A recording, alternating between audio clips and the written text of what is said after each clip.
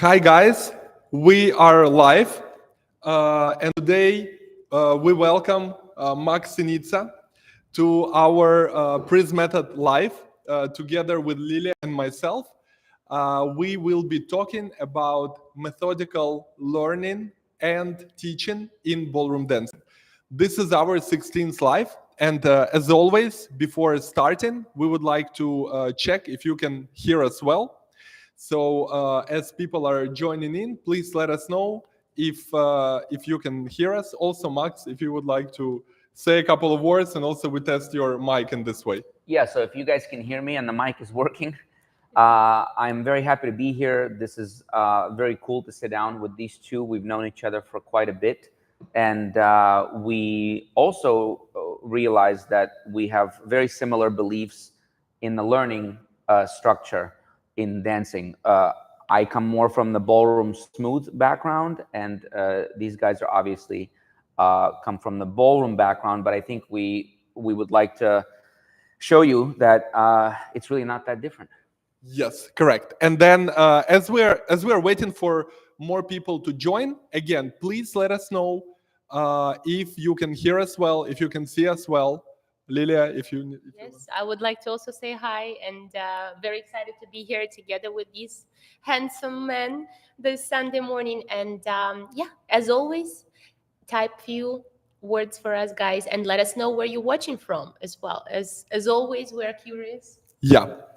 Let me do just a couple of manipulations here with the mic, and we will be.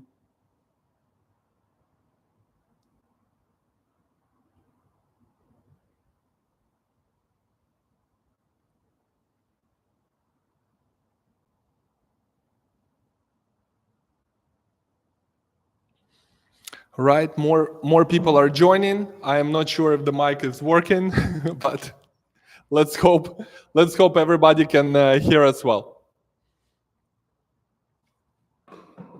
If you guys are watching, please type us any comment if the sound is good, if you can hear us. That would help a lot, so we can go ahead and start our lecture. I can hear. Beautiful. Okay. Amazing. From 1 to 10, how well can you hear?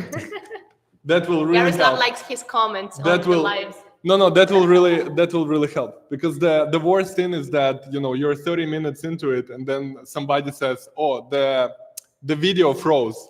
Right. And we are doing a tango like demonstration or something. So from 1 to 10, how well can you hear us? If it's above 5, we're good to go. We're Yeah. good to go. And where are you guys watching us from?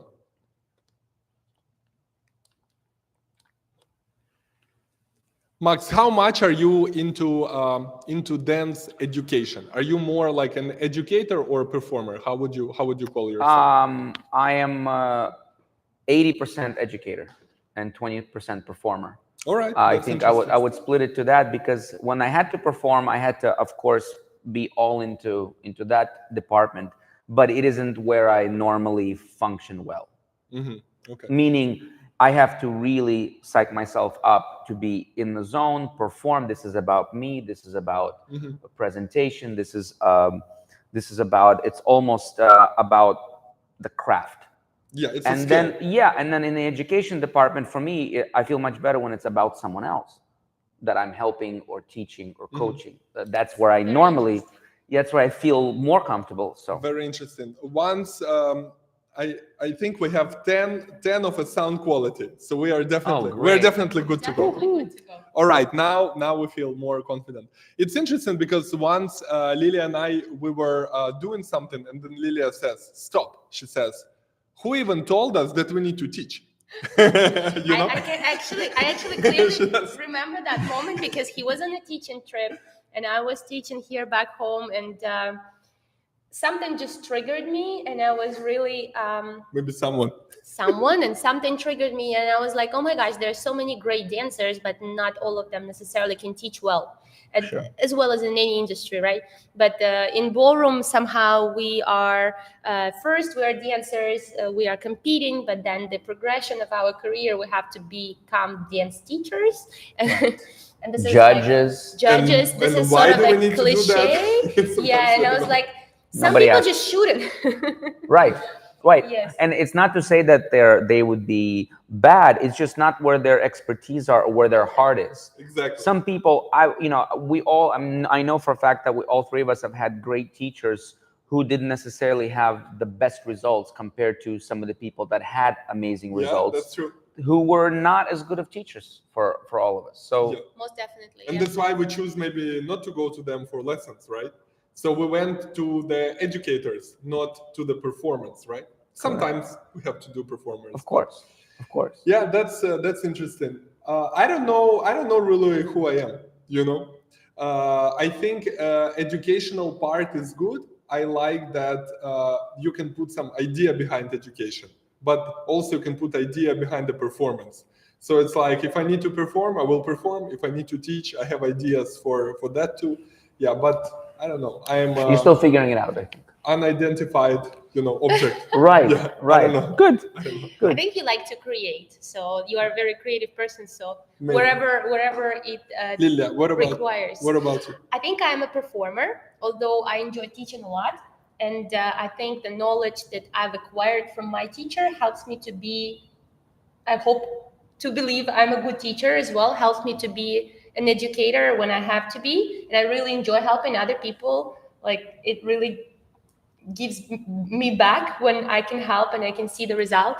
But I've heard from someone that being a good teacher also requires some performance skills. So you are performing in front of your students. Right. You have to inspire them. You have to deliver the information so they actually believe you. Right. So it is also, to me, every lesson it has an element of performance, because sometimes I would say, oh, wow, this was really good lesson that I taught today, when I was like really, full of energy, and I had the mood, and I really wanted to do this lesson, and I felt like this is the performance I delivered very well. But I think you are such a good teacher that you already put a performance part into it. I don't think the way you sound, right, Max? It's not like I can teach, but I will be performing. What you are saying is that you are teaching, but there is an element of performance to deliver information. Of course, there has to be information in the first place. Right. Yeah. Woman of many talents. That's right. Yeah. But women do this actually better. If you think about it, you and I, generally speaking, we can focus on one thing, and we can do it well. Don't run. Actually, you multitask so much better than Well, then he's definitely special, and There's a female part. No, this is female part. to be able to multitask is a great skill. Great, and a lot of stress. Yeah, that's true. I think we have first question. So let's answer the question before we go into our today's subject. Sounds good. Would you like to read the question? Maybe you, because you're closer to the question. All right. So, to be a good teacher, do you need to be a good dancer? No. The answer is no. I mean, there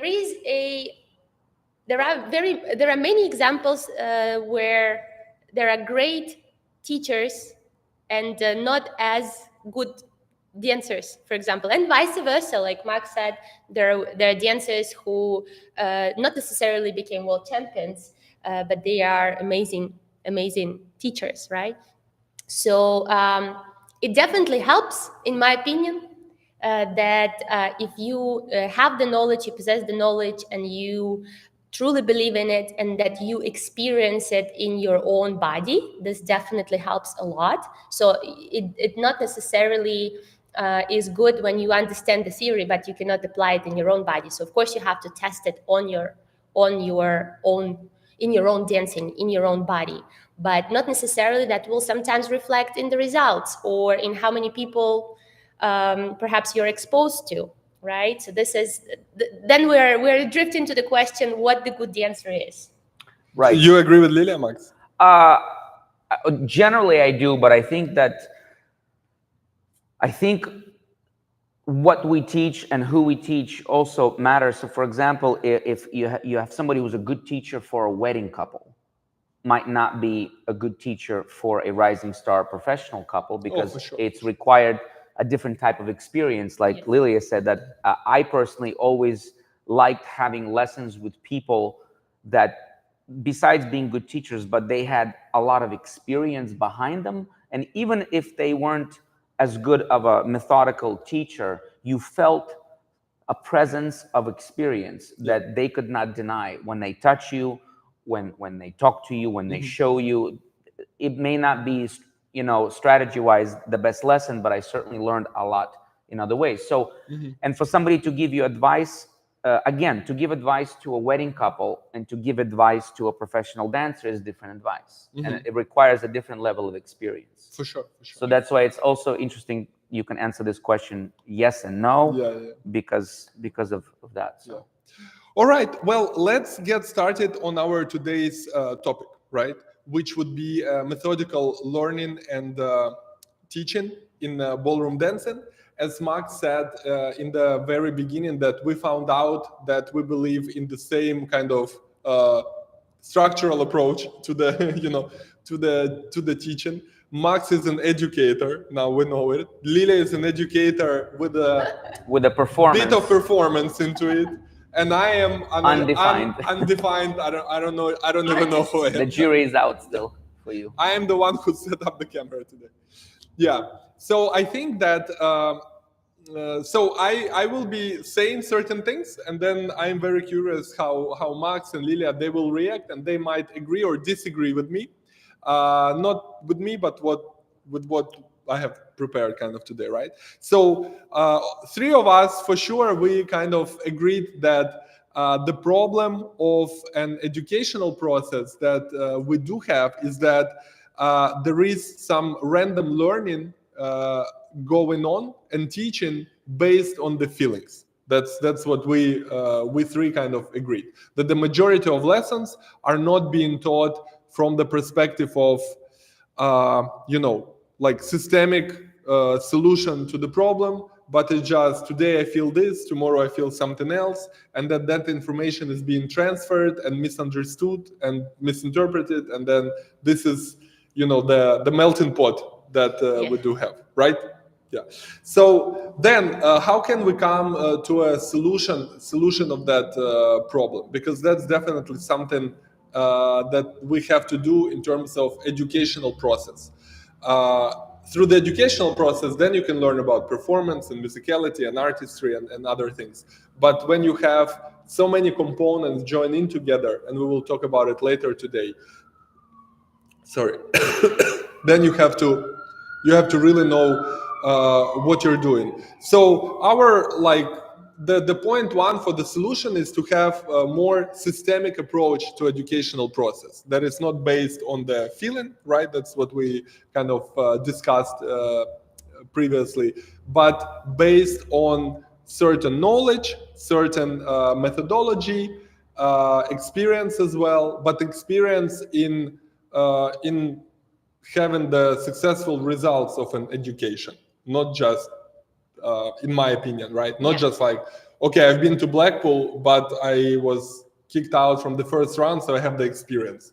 I have bad experience. Right. What do I do with that later on? But if I have an experience of teaching correct footwork to 30 people, that's kind of experience I'm talking about. And then we also agreed, right, that method can be based on certain variables, and the most important is that this structural procedure has to be in place in order to achieve the goal. So what do you guys think about the structural procedure? Because this is kind of the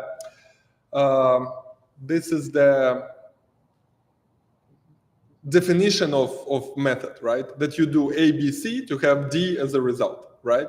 Have you had do you teach this way when you are teaching? And have you had an experience maybe with your teachers that you feel like after you achieved a goal of like, let's say, correct footwork, then you're like, oh my god, the structural procedure was applied. That's why I was Right. able to achieve that. So you kind of rewind. Did you have that before? I Definitely. wanted to ask Max first and then Me? yeah. Yeah. So I generally believe that that education in general has to have a method, and a lot of education, not dance education, but in general, any studying or schooling, always has an order, irrespective of what your feelings are about that. So sure. if I come into a math class and I say that I would like to learn algebra 2, they're still going to say we need to start from from basic math if you don't know that. So they don't really care what I think I should be learning. There is a certain process, and that process works because after the process is finished, I can go on to complete other tasks. But if it was my choice, I would go straight to, let's say, algebra 2. I don't need geometry. I don't need algebra 1. I just feel like I need to go to algebra 2. So other dance education like ballet, for example, also doesn't ask how you feel. For years, you go to the bar. It's an hour and a half of that. Then you have a warm up and cool down. Nobody's asking whether how we feel about it. Yeah. At the high level, I think that when a prima ballerina is working with a coach on a part of a ballet, then that individual is trying to extract some sort of expression and feeling and artistry from the person who has been doing all this education for years. So I think at a high level we can talk about extracting a feeling and an emotion. But I think to do it early on and to do it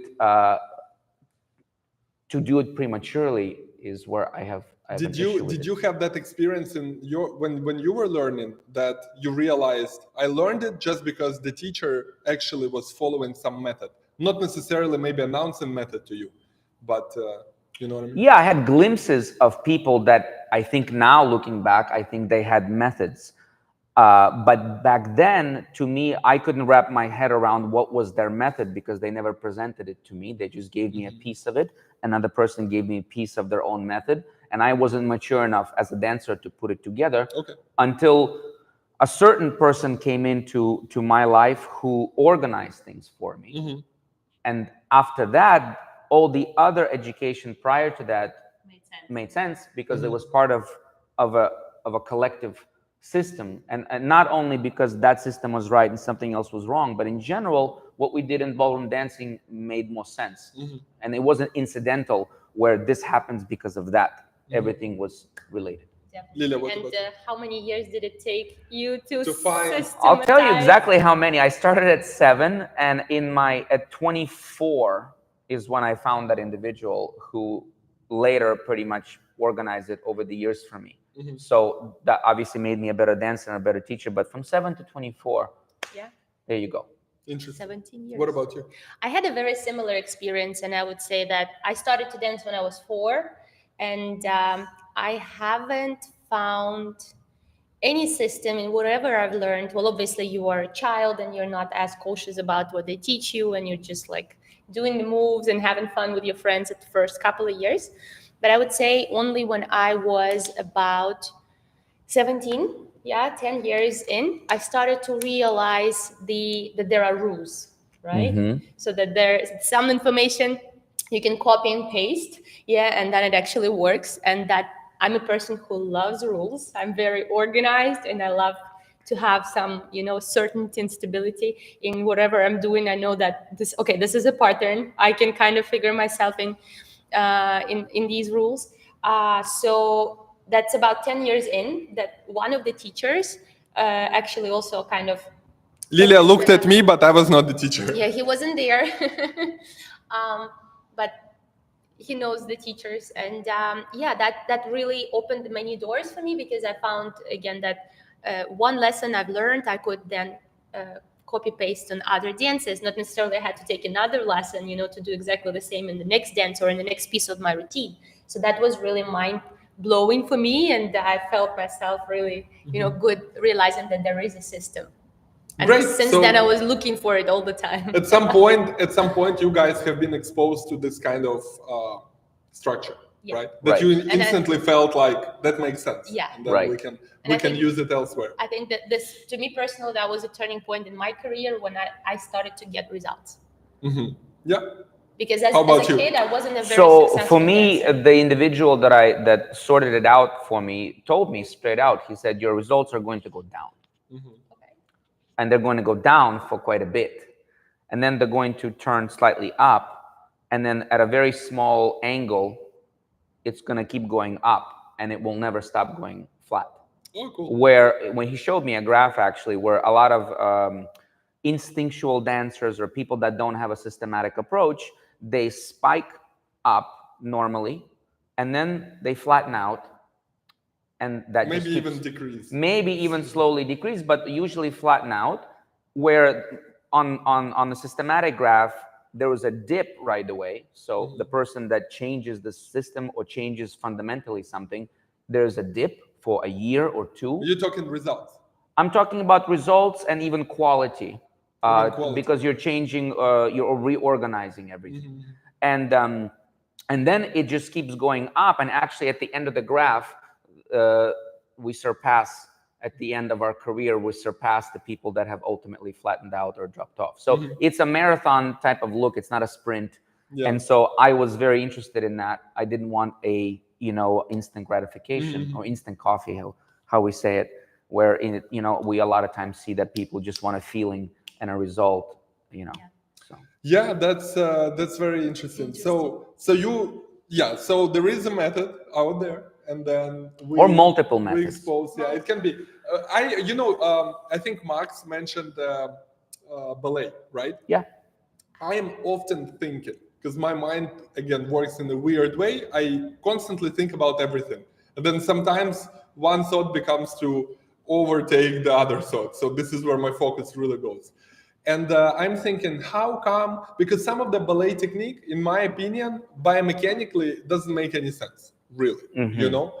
But having said that, nobody is really challenging that. And by the way, I'm not challenging that neither. I am talking from the ballroom dancer's perspective, right? And ballet is how many years old? Right. Proved. The concept is proven that it works, right? So then I'm thinking, how come they still do these certain things that is kind of wrong biomechanically? But then I'm thinking, it just took a lot of people to agree on some technique, right? And that's it. Nobody is saying that, well, maybe there are, alternative technique to that, double, triple, quadruple standards, and maybe you can do the shoulder this way or that way. So they say, we press shoulders down. Really, it's for the human being, it's not right. But because everybody agreed on that and everybody's pressing shoulders down while lifting the arm up, then I very much admire that they came up with the rules, they Stick to it. Yeah. adapted the rules, and everybody says, you want to be a ballet dancer, you go through these stages. At some stage, you will press the shoulder down, and we will, qualify you as a ballet dancer. So it just takes people to agree on things. If we three of us agree on something, that is already better than only I am teaching that and everybody else is just discussing. We all have our own technique, and then there's no development in the style. Something I really admire, to be honest, especially this collaboration between different people, teachers, and stuff like that. And then what I want to mention in terms of dancing, and again we discussed earlier with you guys, is that ballroom dancing, for example, the institute we finished with Liliia in Ukraine, which is physical education and sport, they put ballroom dancing in the department of complex coordinate of sports with complex coordination, together with gymnastics, artistic gymnastics, and rhythmic other, gymnastics. rhythmic, right? Yeah. So many other things, because they said it's not one quality that is like predominant here. I mean, there is always one quality predominant, but it's not just one quality that wins your competition. It's so many physical qualities you need to develop, and coordination is predominant, which is the most difficult one, right?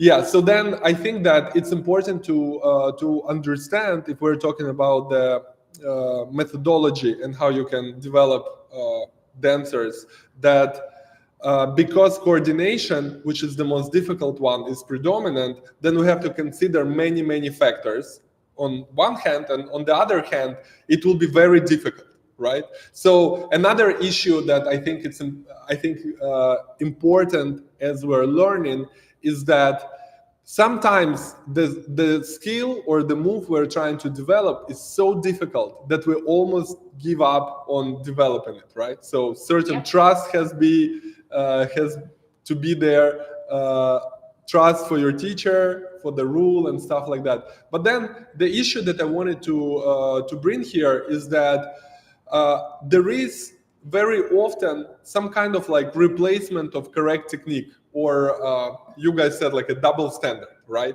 So there is a rule, let's say, in standard, but also in smooth. I think when you are in close position, that to go outside partner, you need to do shoulder lead first, right? You do shoulder lead, outside partner, and then you go through. And then we know that people try, it's very hard to coordinate, and then they say, screw shoulder lead. We just lift one hip and we go through because we can, basically, right? So how do you guys deal with the fact that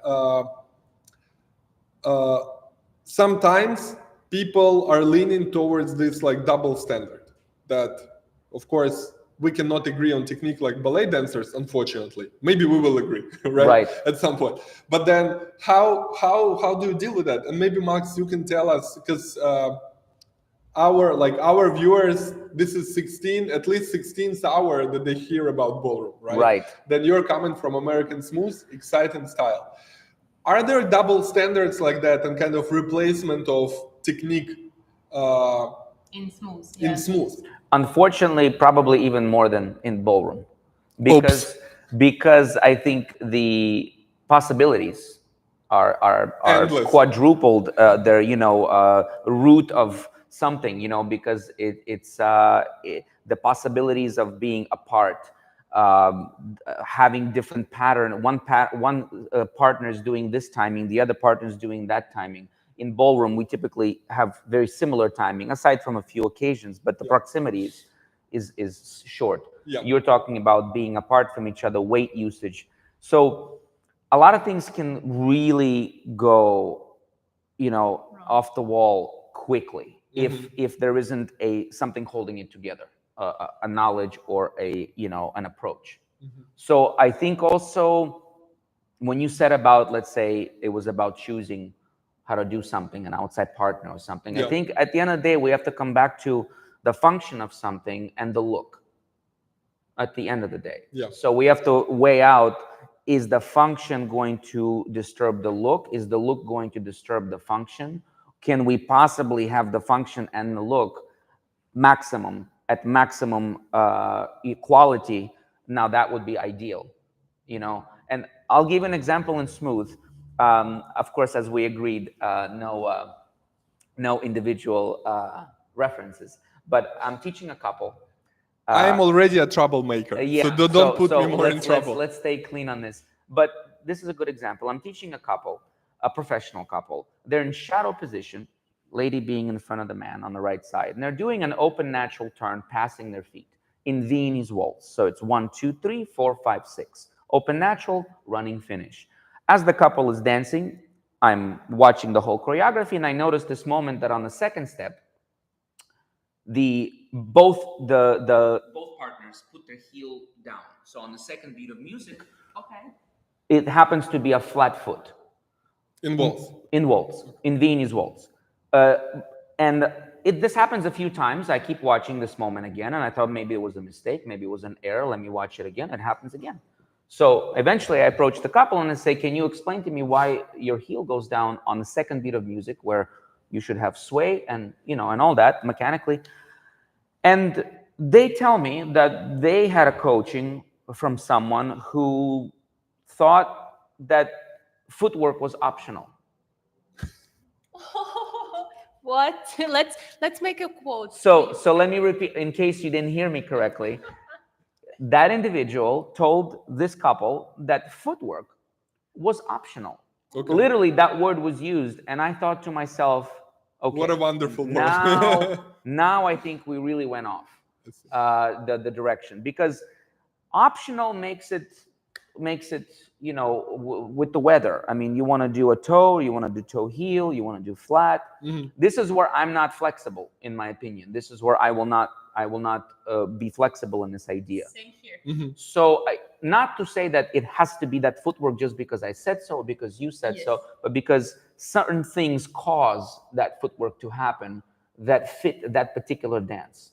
And there are so many substitutions to the new footwork that you have to make, right? In mechanics, as you said, other things right away change, the rise and fall. Well, there's none. Everything. Well, there is no rise. Complex coordination. So everything then gets influenced. And then how can we agree, talking about Iaroslav's example with ballet, how we can agree on something, how we can judge later on if everyone has a different technique and different footwork. Well, at the end of the day, I think we have to have some boundaries where, a Viennese waltz, whether I'm doing it in standard or I'm doing it in smooth, is still a Viennese waltz. Yeah. Where I'm doing different choreography at different proximities, my music tempo is slightly slower than ballroom Viennese waltz. That's about it. But my rise and fall, my footwork, my sway, my swing, my supporting foot, everything is still a ballroom dance. So since we're talking about smooth and ballroom, and not, let's say, Latin, that it uses different mechanics, or ballet, but we're talking about two styles that function in a ballroom realm: waltz, tango, foxtrot, and Viennese waltz for smooth. Those are all ballroom dances with ballroom music being played. So therefore, I think we can't really go too far outside of what we know in ballroom. Definitely. Yeah, well. Your favorite double standard? Double standards, yeah. We have a very similar trend, if I would say, in the three followays as well. This alternative technique, and I always explain to my students in this way. So let's say there is a classical understanding and agreement on the footwork in three followays, and then there is an alternative version of it. So I would always make an example from the strategic and competitive world. If you have half of the people on the panel who would believe in the conservative footwork, and they would be, just strong believers and conservative judges, then you have another half of the panel that would be okay with alternative, but they also do know the classical one. So they accept both. So in that way, you basically piece off the conservative part of the panel, and then you're kind of okay with the alternative part of the panel. So you don't really score if you do the alternative ways to create something, right? Versus if you really do the classical way of things and most people agree on, then most of the judges at the competition would also, be right with that. So we have also all these alternative techniques going on. I'm just thinking, like, in terms of Prism Method, right? Methodology. It's interesting because Max gave comment clearly on syllabus layer, because you said that's the footwork, it's fundamental, and that's how we can put it in that compartment. And Lilia made very similar comment, but I would say that's more even performance layer, because now she's talking about rules of competition and judges and other things, right? And one of the reasons we came up with methodology is that we can use it in the situations like that. So yes, you're talking about the same foot, but that foot means different thing in the conversation, right? For her, it's about how to get scores from the judges, because Lilia claims she's a performer. And for Max, as an educator, he thinks more about syllabus. But not, this context. I don't know what you're thinking, but this context, So it's interesting how even this conversation, simple but not so simple, it can be interpreted in the two different angles, right? Even from Lilia's side, from your side. I also see lots of double standards. And I think I always say it like that I still firmly believe that every teacher who is teaching, no matter the circumstance, he or she wanted to teach or not, teaching already, right? I think every teacher genuinely wants to teach something, right? Not doing like a bad job. Like I'm teaching you, but I am not interested in you learning. I don't think that's the case. But I feel like just, if double standard is the information that teacher got from his or her teacher, that's what the teacher will teach to the student, right? So then it's really hard to identify whether that technique is like original technique or not. Dancing is only 100 years old, right? Few generations passed since the beginning, and I always say, like, feel very fortunate that some of the teachers we had were learning not from basically learning from the original teachers. Right. They were not the original teachers, but they were their students. Right. And it's very different information than you're going to somebody who just, graduated to teach. Right. But we are lucky to be exposed to that. What if you're unlucky and you're not exposed to that? And some of these people are no longer alive. Yes. Definitely. And in a few years, I think the last ones, unfortunately, will go. That's the nature of things, right? Yeah. Right. So that's that's something I'm very concerned about. Or like me personally. I think there's a lot of information that is lost in translation, quite literally, right? Yeah. And there is also, maybe you can give this to me. I was worried him holding the mic. So yeah, there's definitely a lot of information that is lost in translation, lost in generations, like Iaroslav says, and maybe even misinterpreted somehow, because something that you hear, not necessarily you have understood or experienced, and then you pass it on with a little correction, and then your student passes it on with a little more of his correction. And this is where the problem is, a little bit like a broken telephone. Yeah. I think also what's interesting is that when they started Ballroom, I think it was number one, a social activity, before it became competitive. And then as some people got really good at some of these things, they started to name things and write things down. And then they started having competitions, and people had to become teachers, but they did it by feel, because it wasn't their vocation. They weren't studying to be a teacher. They were accountants, they were bookkeepers, they worked in different, they had normal jobs because they were amateurs, and they danced and they got really good.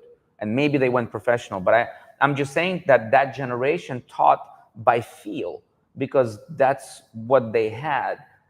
And now I think we're becoming a generation of more educators, or professional educators, rather than just somebody who was successful and now has a lot of knowledge, and then he just touches you here and touches you there, and and you feel much better on the lesson. Then you go and you practice, and you're upset because you don't know what happened, but it's not there anymore. Yeah, I like it. Yeah, I really like this concept, because you're right. Everything started sort of more feeling wise, but now as everything evolves, right? Yes. And people have more knowledge overall about everything and have a more scientific approach, I think this is something that we have to use in ballroom dance, as well as the generations that put more hours into the research, into actually the pedagogy, and how to transfer the information more clearly.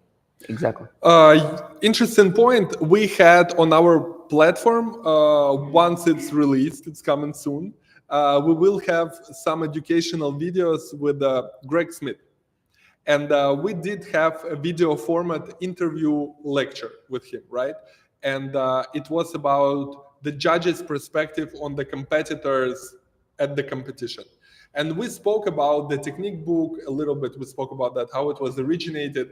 And he said exactly what you said about people started dancing, having fun, then they started teaching each other. But then I asked him about, they did the technique book as the rules for competition or just for social dancers to learn the figures?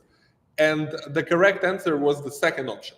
So the technique book was not originally made for invigilators to invigilate the competition. Right. That's the original intent. Right now, it's different, and that's fine with me personally. But it's just for people to describe the steps, so they can learn the steps, so they can dance and have fun. But I think then it became a good source of knowledge to. At least this is something we all agree on, because We should agree on. We should Max agree. says that Yes, there is no, some we gray should. area. We should. No, I love the book. For sure. And I think we have to have the book. We have to have those rules and the footwork, and we have to have more books, because as Iaroslav said, this is just the description of the steps, and it's just pretty much description of syllabus, And basic Right. footwork. talking about the books, Max has a book. Reminds me, I haven't returned it to Yeah, Max. that's okay. Lilia That's is reading Max, I have book. another copy on my laptop.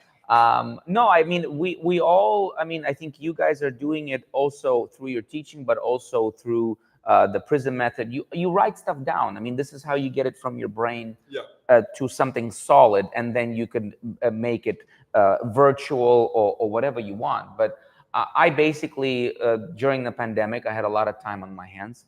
And I basically sat down and I tried to organize what is it that I knew about this whole thing. In general, it wasn't style specific. It was just about what aspect, what makes a complete dancer. This was my ultimate question. What makes somebody complete, if the subject is even possible? Very broad subject, yeah. Right. So I started to narrow down, and of course I started to write and rewrite, and it came up with a final draft where it's not perfect in any way, but it puts an idea that we are not just technique, and we are not just experience alone, and we are not just talent, and we are not just politics. It's a complex. It's complex, and I think it's nice to see when you break it down where things need to improve in which department. Otherwise, you know, we all come in, or I remember coming into practice and going, you know, 1, 2, neck, and you want to start with waltz? Yeah, I think we should do waltz. And I would, you know, I would start with the natural turn. Why I did that? Then I start looking for what's not working in the natural turn, or I'm not happy with how it's feeling. I just came into practice. The first natural turn is never good. No. But yet then we start to look into why it's not good, and now I'm blaming my partner because she's, you know what I mean? So we went through exactly the same thing. That's why he's pointing the microphone to me. Yeah. But yeah, definitely. I think many dancers are going through the same pattern. Either students, pro-am students, or professionals, young rising star couples. We all rely on feelings. And again, partially because our teachers tell us to do that by sharing their feelings. I remember my dad used to say, I feel like the dance lessons is just the exchange of experience. Like, it's just so random. He would ask me, what did you learn today? And I'm like, a little bit more here. And they told me a little bit faster here. But how do we determine what's slower or faster, more or less? Where's the reference point? Right.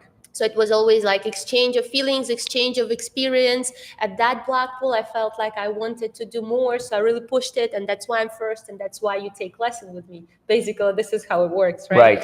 But yeah, not necessarily that is helpful to me as a student to hear someone else's experience, even it was successful. Right. And maybe not necessarily it will help me to do the good natural turning. At best, it will inspire you. Yes, Yeah. exactly. At best. Exactly. Yeah. And But that's probably it. Yeah. You know. And if you're in a good mood. Right. Because maybe the lesson is really good, but it's not going to inspire you because you were thinking about it. Yeah. So Right. yes, even in our practice, I think this is very, very common thing to happen, that people just go with their feeling instead of having a plan, having let's say a lesson that they had exact plan, how to work on exact skill that they need to improve in that exact moment of time. Right. And then at practice, they will put extra hours to work on it, and therefore achieve it much faster and with more efficiency, rather than going with corrections and how they feel about that natural turn. Right.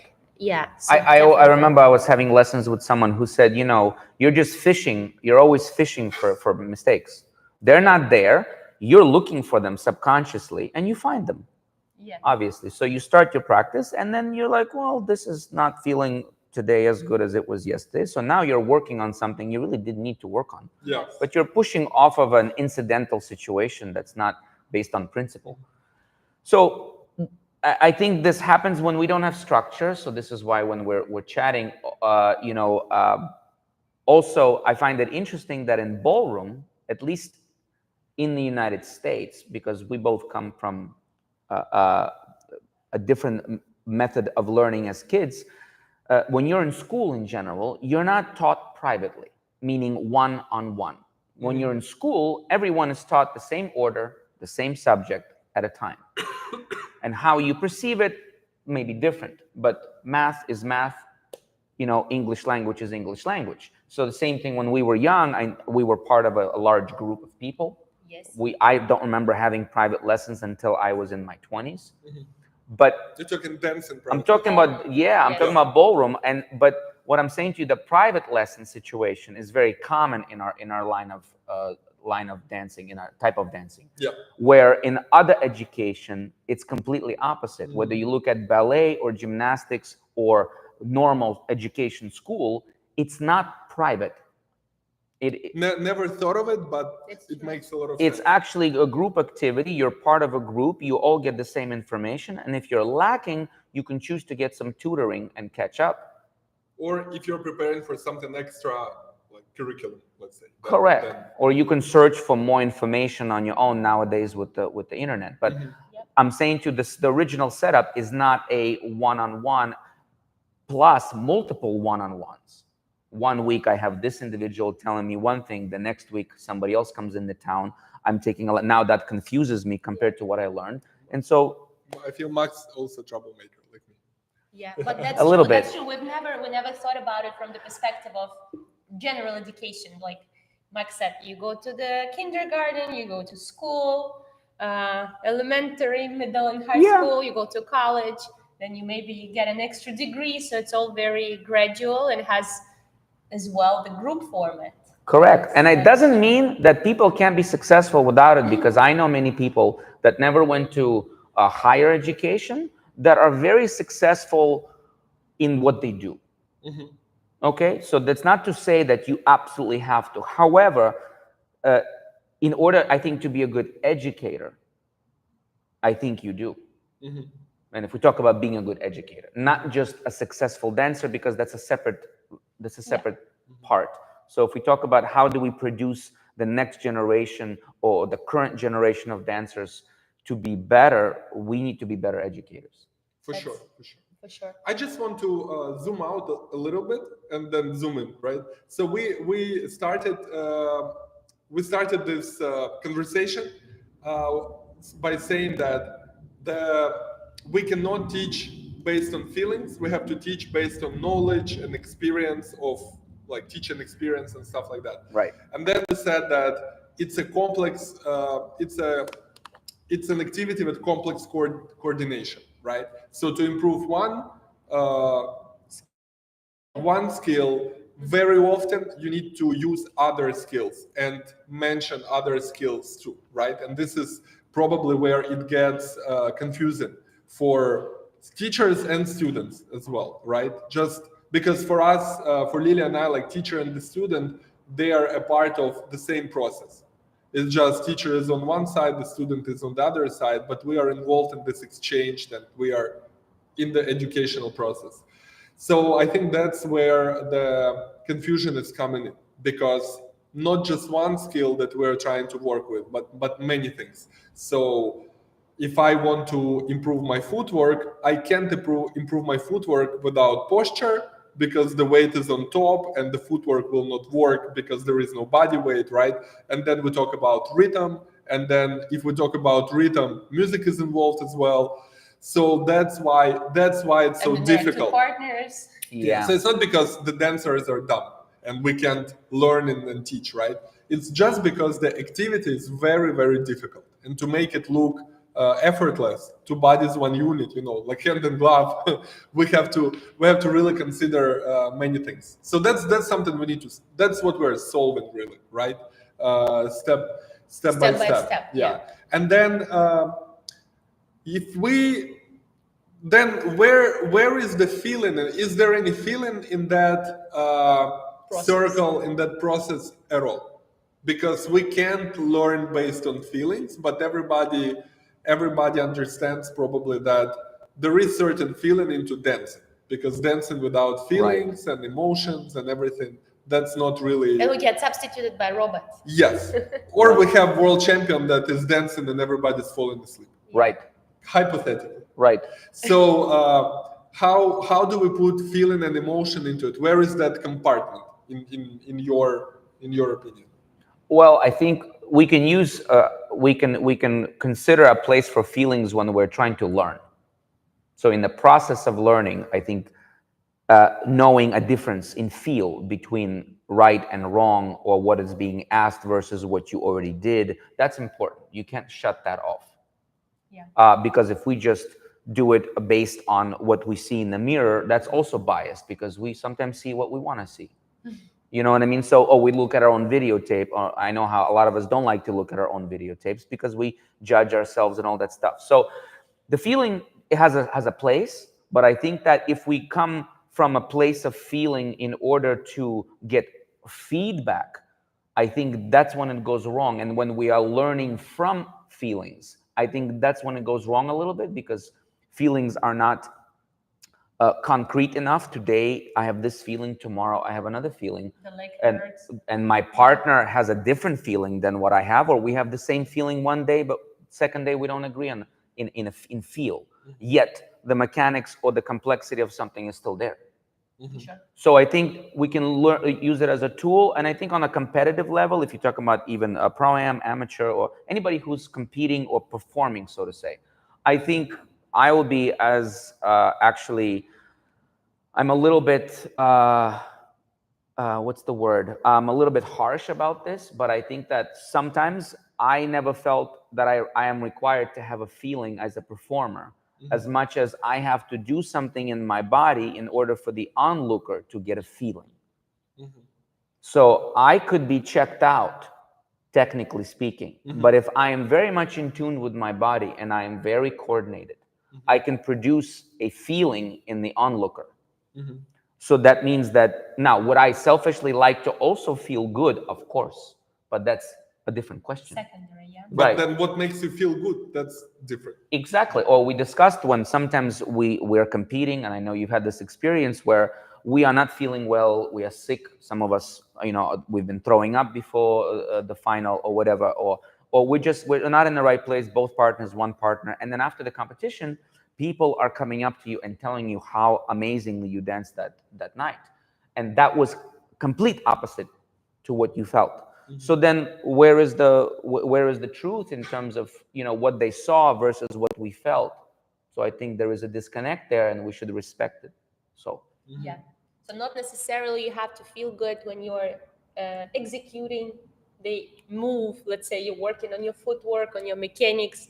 Maybe at first it doesn't feel well at all. Right. Or the other day it doesn't feel good at all. Right. Right. We just have to sort of check out, as you said, separate ourselves from the emotion. Correct. And still do it in order to maintain the skill or develop a new Correct. skill, right? And I think sensitivity is one thing if we talk about feelings, but emotion, like you said, as far as feelings, can screw us up quite often does. But having being sensitive to your partner, or to the right versus the wrong, it's important, very important. Yeah. So So sounds almost like physical sensitivity and That- emotional. Yeah, the emotional part. So two type sounds like, and correct me if I'm wrong.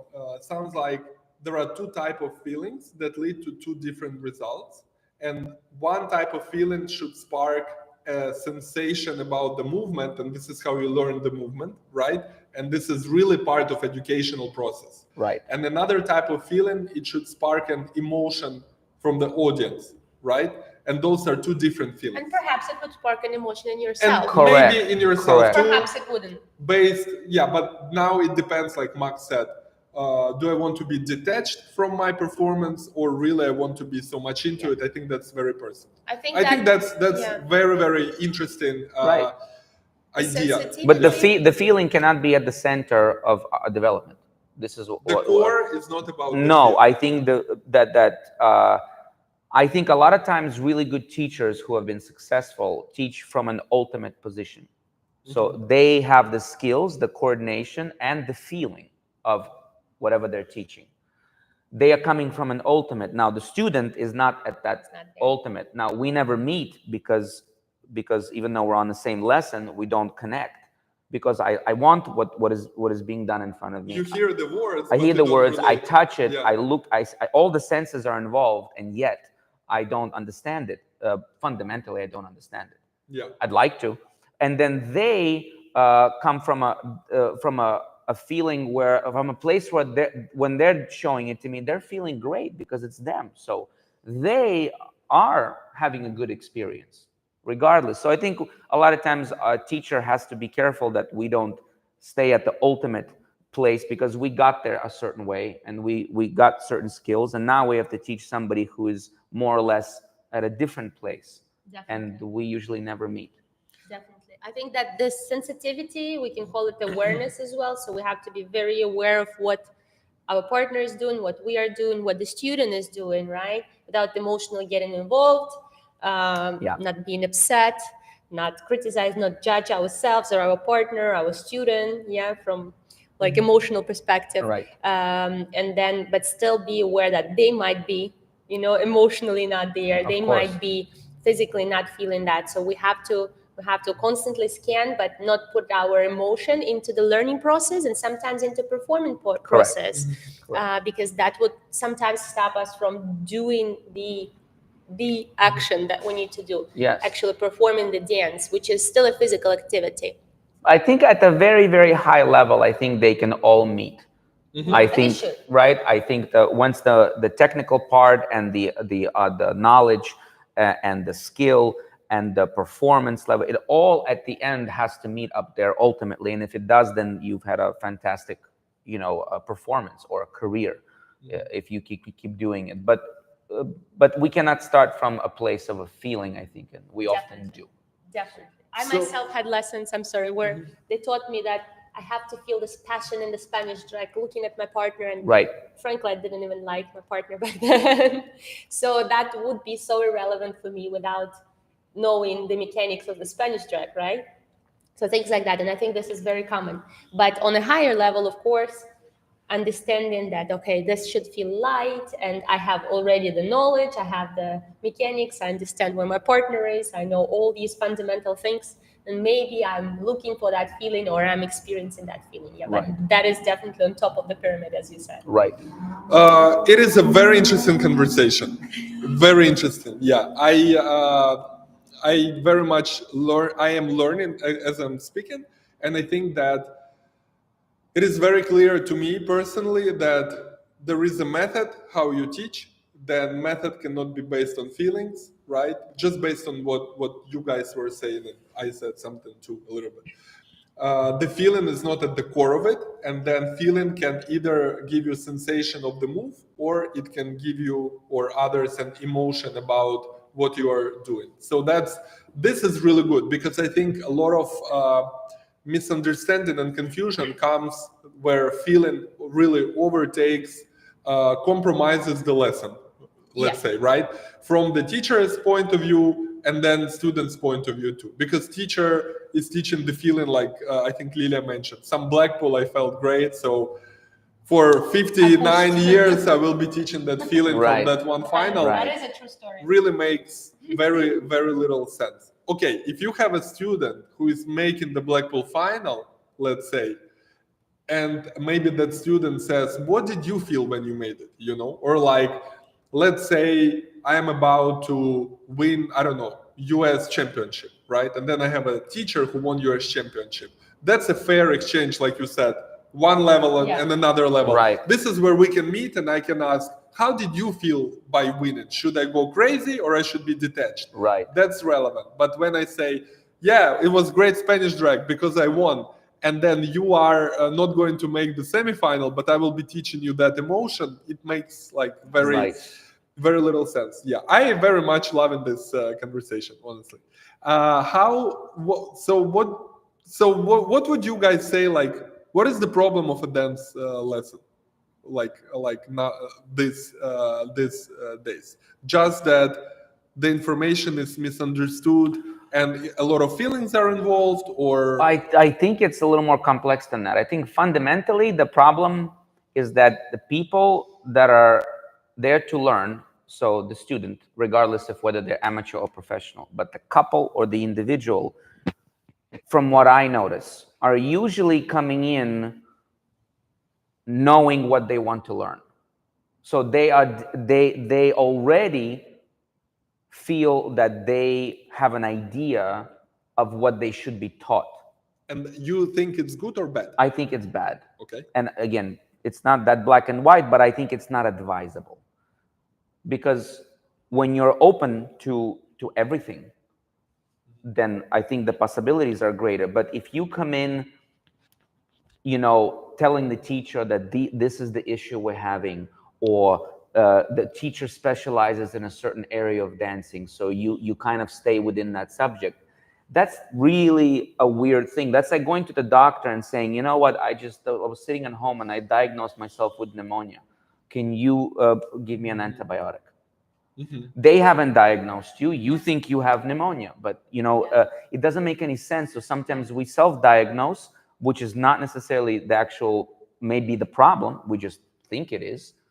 Then we are on a lesson expecting, based on the kind of teacher it is and based on our problems, when they meet, we expect a certain type of information. We don't get it. We call it a bad lesson. We get it. We call it a good lesson, but we kind of went in already, already preconception of. So a lot of times I don't think people are open there to learn whatever it is that is. Max, I would like to ask you a question that I genuinely want to ask you, right? Yeah. Based on what you just said.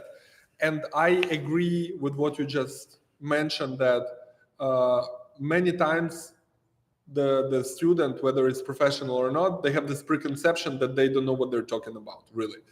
However, if you are going to the doctor, you still have to give doctor some hint, right? Because Correct. if you're coming to the doctor and he says, okay, you came to me, what's wrong with you? Symptom. And then you said, I have figure out. like, I have no question, like, you figure out. Okay, Right. we'll be diagnosing you for 6 months, and then we'll figure out that you have coughing. I don't know, throat ache, but you could have just said it to me too, right? Right. So where is this fine line? And maybe you don't know it, and that's fine too, you know? Right. Like, sometimes they do the research, the scientists, and the research will prove that this is not working, and that's also a result. Again. But like, where do you think, if you convert it into dancing, because I might not have an answer for myself immediately, right?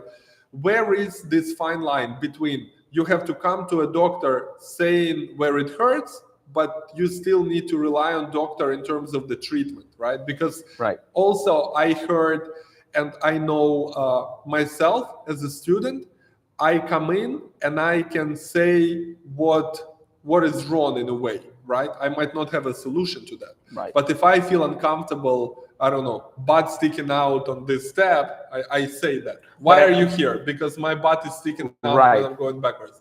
So what do you think? I genuinely think interested. that's based on feelings. And I think coming into a doctor feeling something in your throat doesn't mean you're going to be treated for something in your throat. You have to do more tests, and the doctor ultimately has to go by that beginning and ultimately give you their own conclusion. So it's a start. It's a start, but like you said, if you talk about a body part, a butt, first of all, that could be your own complex. Oh yeah, by the way, butt sticking out can be 5 different things. We even did some lecture on that. Yeah, there you go. Yeah. So the rib cage can be too far forward. Now your butt is sticking out. Yes. Okay, you know. Can be posture, can be timing. Posture.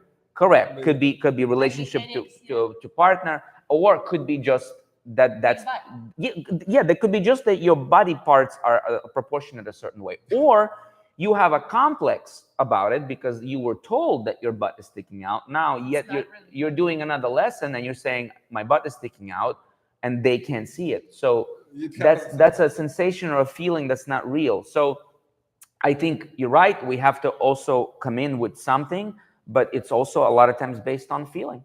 And we just talked about it, that you gave yourself that feeling or you gave yourself that complex, maybe or may not be true. So good start.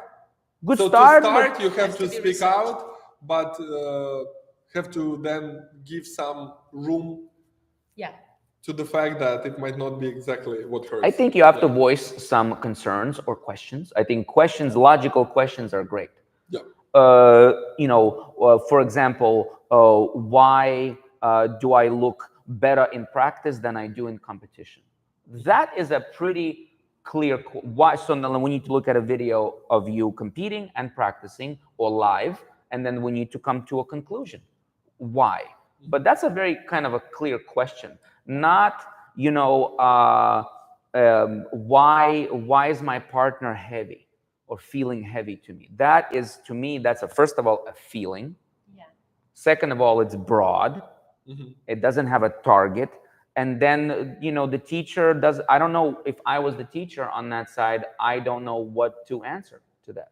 Why do you feel that your partner feels heavy to you? Well, there are many possibilities. Again, here. can be many things. Could be many things. So I think then, again, it usually works But this you way. can start from that. You could definitely, it's a start. Heavy partner, where?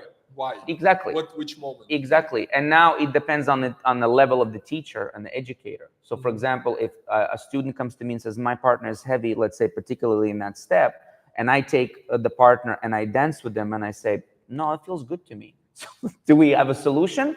Or did I do something in my body that has changed the relationship between the partners? So that's tricky. And now I go home, I taught my lesson. I felt great as an educator because I showed how it's supposed to be done.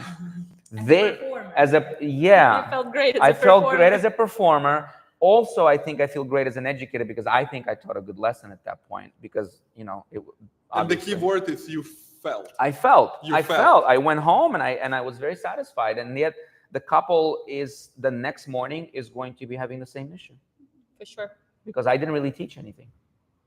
Yeah, so again, the feeling should be very confined. Contained, confined. I Yeah. think we have to be aware of it, but we shouldn't base our educational process on it. That's exactly it. Mhm. That's exactly it. Cool. Maybe we have to stop here, because that's a perfect. Perfect. Yeah. Conclusion. This seems to be the core of, I think, why we all agree, all three of us, and why we feel it's necessary for us to have a direction or to have a system.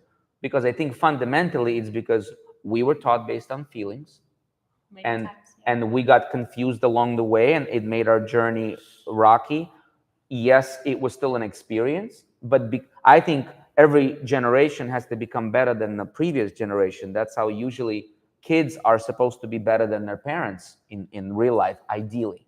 And they have to learn from the parents' mistakes. And maybe if you're a good parent, you pass on the fact that, Do you feel like this in general, right? As an average, the average dancer these days are better than average dancer in, let's say, 2000s? When you say better, what do you mean?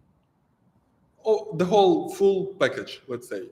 Movement, look, technique, just the level of dancing. No, I think that You can think of smooth or standard or Latin. So, well, this is interesting because in ballroom has been developing longer than smooth. So smooth is young. So they don't have enough history. And ballroom has the history, but I think that the ballroom dancers in, let's say, 2000s, we're talking already 23 years ago, were much more complete dancers, in my opinion, because they were patient enough to be taught. They wanted to be taught from the source. They knew it took a long time. They knew they had to mature into good dancers. And they usually were older when they became more successful. So today, with the way social media is working and the way the world is turning, we want things to happen quicker. And that's actually trend also in sports, right? Correct. Because right now, like the good soccer, football players, right? They're young kids. Right, and that's interesting because again, they don't have the experience yet. They have the skills are earlier gained. So, they're gained much earlier, the skills. But by those sports standards, they are successful. So it's like, let's say Messi was a superstar when he was 19 years old. Correct. Right? And then some other players, some basketball players, NBA, That's right. Right? That's right. So I think it's a global trend, not just for dancing. Correct. So their careers usually are longer because they start earlier, they develop earlier, and they hopefully prolong their career. But I think that a lot of times the other dancers look at that example, or athletes, and they also want the success just because. They don't see that... Because feelings. Yeah, and they just want the instant coffee. They don't see that this person has actually spent 80% of their life. Did you say instant coffee? Instant coffee. No, I Yeah, understand. we don't drink that. I'm No, not sure. that's why we don't drink it. I heard this Because before. because it doesn't taste right. So good coffee takes time. So I'm just saying. But I'm saying to you that I think a lot of current dancers would like to get the result, to get a feeling from that result, to possibly have a career. But these are all end results of something else, and nobody's really into being educated or being an educator. Yeah. I think this is why we're even Also, sitting here. yeah. And therefore, double standard. And what is result? Result is a short moment in time. I mean, Correct. everything is a moment in time, Right. in my philosophical view of life. But result is literally like a prize presentation, right? Yeah. Or a medal that put at the particular moment in time. It's a memory that's at best. Yeah, you can't base your educational process, which is much longer, on the flash, which is you have prize presentation in Blackpool and maybe you won and that's it. Right. The next Blackpool will be already a different champion. That's right. Or yeah, this is Definitely a very interesting conversation, right? heavy metal stuff. Yeah, but I think it needs to be discussed, and we need to, I think, begin to at least individually work in a particular direction, regardless of the style. But little by little, I think there has to be organization. In anything complex, like you said, dancing is very complex. You have two bodies, you have multiple body parts, you have music, you have rhythm, you have timing. So anything complex has to have a meticulous development with the rules. It has to take a long time because it's complex. So I think that when people social dancing is not complex, therefore I think sometimes it gets misunderstood that the origin of what we do is social. So I think ballroom dancing sometimes can seem to people that, oh, if I just take lessons and I practice, then I need this result. So it becomes a little bit from there, rather than this is a craft, just like any craft of shoemaking, of I don't know, anything that requires great skill. Activity, it's an activity. Yeah, it usually takes great skill. It usually takes a long time. Yeah. So Cool. I wanted to ask if you guys have any questions. Please let us know. We will be wrapping up, but we definitely will answer a few questions. I think we touched very very fundamental questions, yeah. very fundamental things. Some things I also clarified for myself from a different perspective, and I'm very grateful to both of you. I think that in terms of, especially for me personally, that the feeling can be interpreted in two different ways and it will mean two different things. This was very helpful for me. Yeah.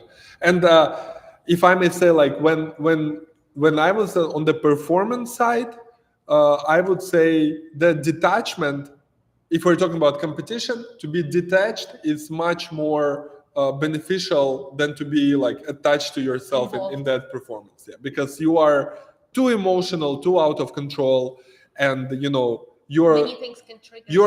it's just tiring. For me personally, I felt tired when I was too much emotionally attached. And few competitions we did with Liliia at the end of our careers, where I was very much emotionally attached, and just a few rounds, like small competitions, was draining. It was really, really hard. I'm thinking to do 5 rounds of that, it's just impossible. Like my brain cannot take it. Yeah, but that's very interesting. All right. Well, if you guys have questions, please let us know. I think the questions would be okay. We do have something. So Trang says, "Oh, I'd be interested in hearing Max's definition of a good lesson." Oh, Max. Of a good lesson. That's a good question. Go for it. Yeah. So I think that generally speaking, people learn on 3 different levels. I think that any lesson. So what happens is, as a student, I can learn by watching someone. So I can observe something, and I can copy that. It's a visual way of learning. Yeah. There's another way where there's a physical way of learning, where the teacher puts my body parts into a position, and I realize that this is correct. So I had to be put physically into I didn't do it myself. And also there is a really logical, and there is a intellectual learning where you can write things out, you can show the pattern of swing, you can do the timing, or explain verbally. right? I think what happens is when you have a good lesson, usually the teacher becomes compatible to the way they teach the lesson versus how you learn on that lesson. And a really good teacher, I think, does all three. So they get you on a visual level, they get you on a technical level and on the educational level, and they also manipulate you for you to get a feel, again, a sensation of what was right and what was wrong. I think when you have a bad lesson, what happens is they don't match. So the teacher teaches only, let's say the teacher, for example, comes up to me and constantly adjusts my body. For example, for me, that's a horrible lesson, right? Yes. So when you're being put in positions of where you need to be, not explained why or how, or they don't even physically show you. For me, for example, that would be don't touch me, don't put me, I need to put myself into these positions. Well, other people, it's a great lesson if you put them in, they're like, yeah, I get it. This is what I need to do. Feelers. Yeah.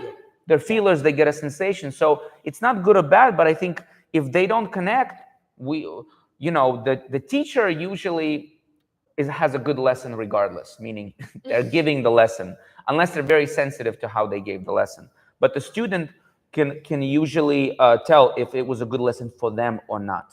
For sure. And I think that basically that comes down to these three things. Like I said, I try to figure out on the lesson who I'm dealing with, and if it's and usually if I can deliver all three more or less, I think the student ends up getting an overall good lesson. So, yeah. Trang, I hope that that answers it for you. Thank well you for said. your Yeah, I thought there is a joke they say, a good man don't smoke, don't drink, and don't exist. Right. Same with a good lesson. There you go. There you go. There you go. Well, Trang is always very active. Thank you so much for your questions. And as always, guys, you will be able to watch this video on YouTube. Thank you, Max. Yeah.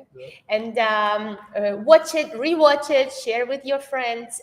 You will be able to leave us your questions in the comments below. And of course, stay tuned for our next lives, as we are going to announce them soon. And we are very grateful to Max for this conversation today. Thank you for having me. It's a Thank pleasure. you, guys. It's a pleasure. Merry Christmas.